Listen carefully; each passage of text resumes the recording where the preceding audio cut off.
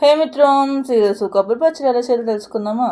ముందైతే కడాయిలో కొంచెం నూనె వేసుకొని అది కొంచెం వేడెక్కాక దీంట్లో పోపులు, జీలకర్ర, కరివేపాకు, ఇంకా ఒక ఎండుమిరపకాయ వేసుకొని వేపుకోండి. ఇది కొంచెం ఫ్రై అయ్యాక నూనెతో సహా గిన్నెలో తీసి పెట్టుకోండి. ఇదే మన తాలింపు కూడా. ఇప్పుడు మిగిలిన దాంట్లోని ఇంకొంచెం కరివేపాకు వేసుకొని శుభ్రంగా కడిగి ఉంచుకున్న కొబ్బరి ముక్కలు, అల్లం వెల్లుల్లి, ఇంకా పచ్చిమిరపకాయలు వేసుకొని కొంచెం పసుపు వేసుకొని ఫ్రై చేసుకోండి.